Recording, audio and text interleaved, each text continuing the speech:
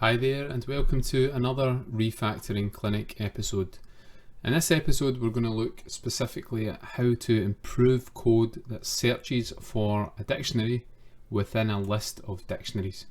Now we've got a dictionary, we've got a list here called organizations, and each entry in the list consists of a dictionary.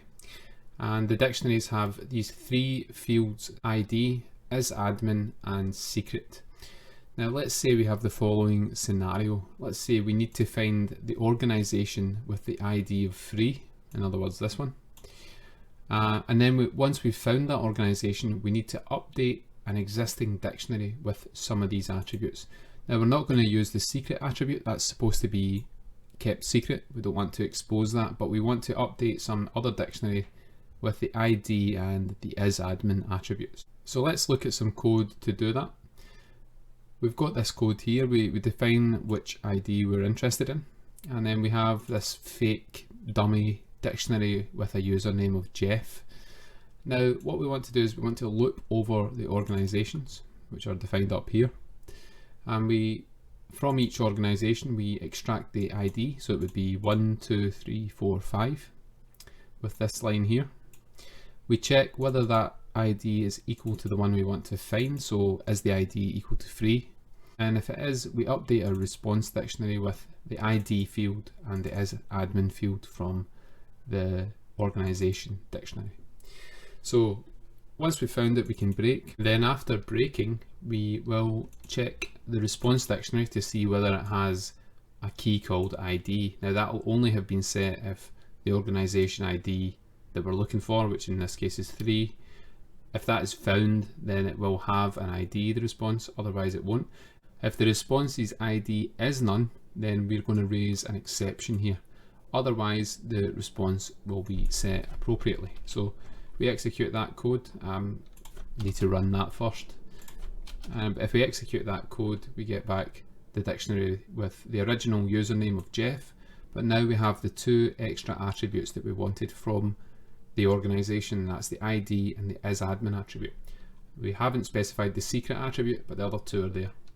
So how can we refactor this to use we're going to use something called a generator expression to find the organization with the ID of 3. The reason you might want to refactor this code is, well, you have a for loop, then within the for loop you have an if statement, and then you perform some actions and break in that if statement if it evaluates to true.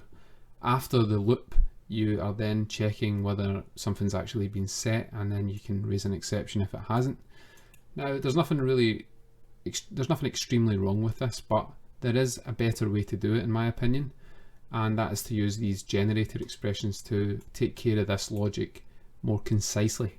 So let's see how we would go about defining that now. So we can copy a few of the setup lines here and get them down here. So we have a find ID of 3, we have our initial response dictionary.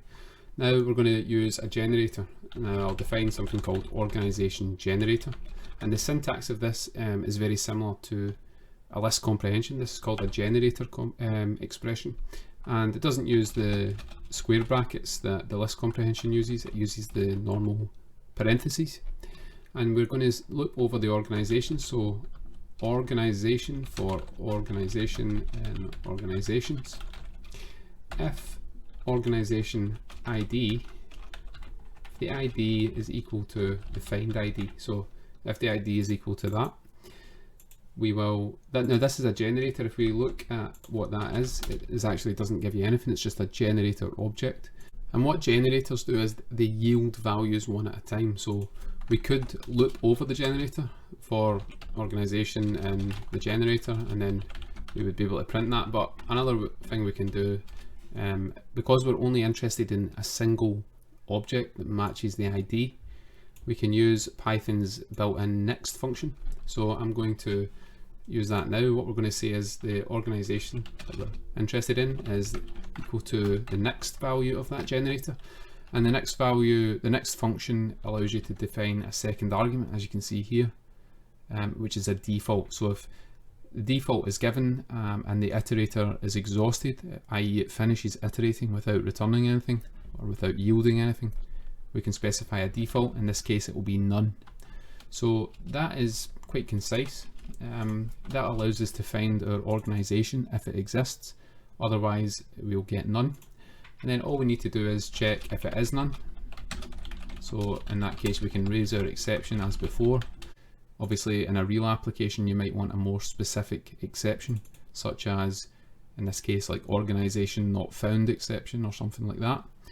But we'll just go with the exception for now, and basically once we've got the organisation we can update the response dictionary, which is this, with the dictionary.update method, and we'll define our new dictionary here, and the ID is going to be equal to our found organisations ID, and the isadmin is going to be equal to our found organisations isadmin value.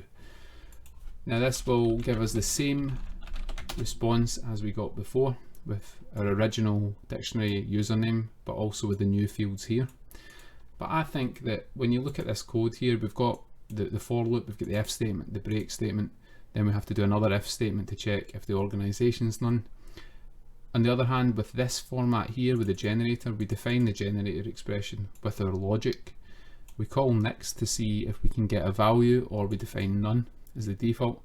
We do one single if statement to check whether it's none, and if it's not we can then update our response dictionary with the data that we've found. I think that's a bit more readable, a bit more maintainable than this code here, so I prefer this. Obviously this can be subjective, everyone's got different opinions, but for me this is more Pythonic, and I like using these generator expressions. Whenever you see a for loop with a break statement, that implies that you only need one value, or you only need to find a particular number of values, usually one. In that case, this is a good candidate in my opinion for a generator expression, which you can then use the next function, and you can specify a default if you don't find anything. So that's all for this video. There's much more detail on the blog post. There's more detail on the GitHub notebook that I'm going to upload. Check those out if you're interested, and if you like this video please like and subscribe. Thank you for watching, and we'll see you in the next episode.